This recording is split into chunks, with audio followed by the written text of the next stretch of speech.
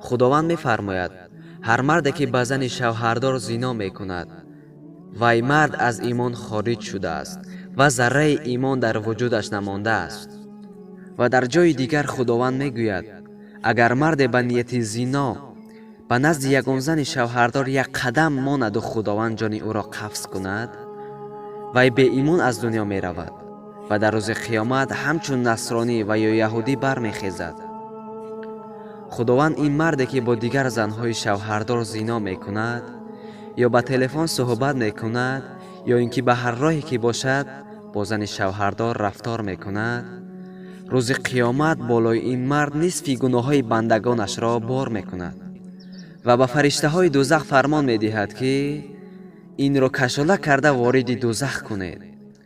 پیغمبر خدا صلی الله علیه و سلم در حدیث می فرماید شب معراج وقتی که دوزخ را زیارت کردم، گروهی از مردها را دیدم که در یک طرفشان گوشت تازه و در طرف دیگرشان گوشت غلیظ بویناک ایستاده بود و آن مردها گوشت‌های تازه را مانده آن گوشت‌های غلیظ بویناک را می‌خوردند.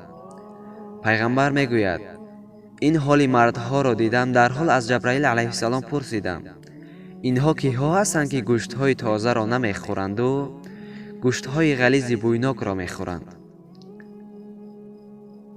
جبرائیل علیه السلام گفتند اینها کسانی هستند که در دنیا زنهای حلال خود را مانده به زنهای دیگر دست درازی یا زنا می‌کردند. خداوند این طایفه مردها را به این عذاب سخت گرفتار کرد. ای برادرانی که صاحب همسر هستید و قدر همسرهایتان برسید. والله قسم فردای قیامت همسرهایتان مسئولیت ندارند، شما مسئولیت دارید و در گناه همسرهایتان شما جواب می‌دهید. پیغمبر خدا صلی الله علیه و سلم گفتند بهترین جوان جوانی است که زن دارد و بهترین زن همان زنی است که شوهر دارد.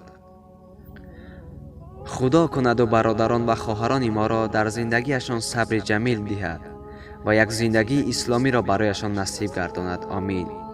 و آخر دعوانا ان الحمد لله رب العالمین.